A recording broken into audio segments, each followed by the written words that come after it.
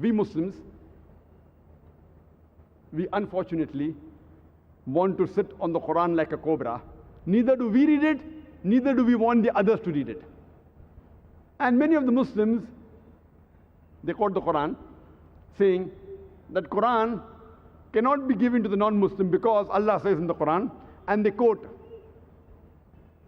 Surah Waqia, chapter number 56, verse number 77 to 80, where it says that this is the Quran which is kept in a tablet well preserved, who none shall touch except those who are pure. It is from the Lord of the worlds.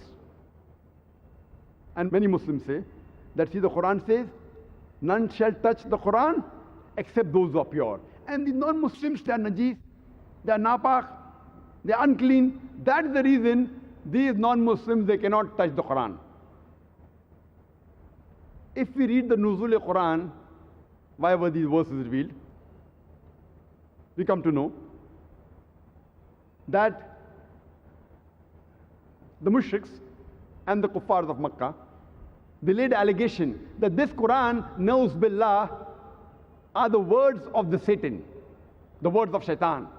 Allah reveals this, that none can touch. The Arabic word used is Kitab Maknoon. That means a book well preserved. Kitab Maknoon. This Kitab Maknoon does not refer to this glorious Quran. This book Quran in Arabic is called as a Mus'haf. What the Quran is referring to, if we read cross-reference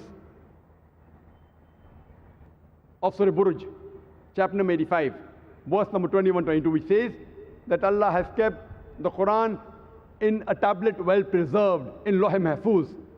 So this Quran which is being referred to the Lawh Mahfuz, the tablet well preserved, the book well preserved. It's not talking about this Quran.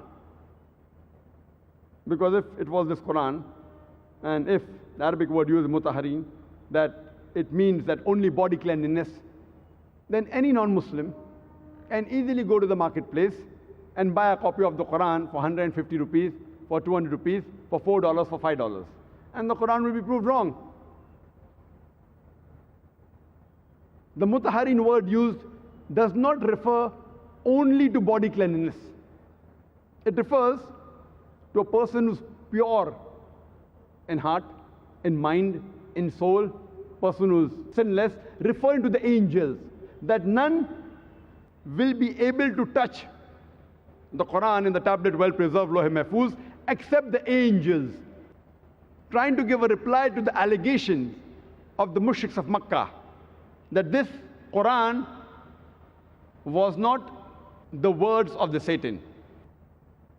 So this verse of the Quran does not indicate that a person should be pure in body. If he is, it's good, it is mustahab, alhamdulillah, but it's not a must. And furthermore, even if it was a requirement, imagine, even if it was a requirement, if a person's shirk can be removed from his life, even if you consider this as a small mistake to touch the Quran without wudu, yet removing the shirk, which is the biggest sin in Islam, to do a small mistake, to remove the biggest sin in Islam, it is yet a very good bargain. But the scholars of tafsir, they say this verse does not refer and does not indicate that a person should be in wudu to touch the Quran. But being in wudu is good. It is mustahab, alhamdulillah, but not a must.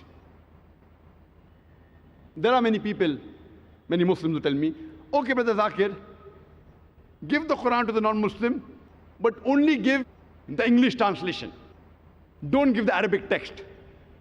Or give the Hindi translation, the Urdu translation. I've got no problem if someone only gives the translation of the Quran, but I personally prefer giving the Arabic text along with the translation. Why? Because the translation is the work of a human being. And no human being is perfect.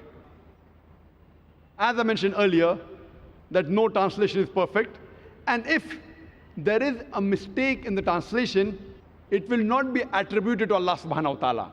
Because if we check it up with the Arabic text besides the translation, we can easily verify that if there's a mistake in the translation, it is the work of the human being and not of Allah subhanahu wa ta'ala. So I personally prefer giving along with the translation the Arabic text, so that if there is a mistake, Allah subhanahu wa ta'ala, He will not be responsible. It is the responsibility of the translator. And furthermore, if Allah holds me responsible,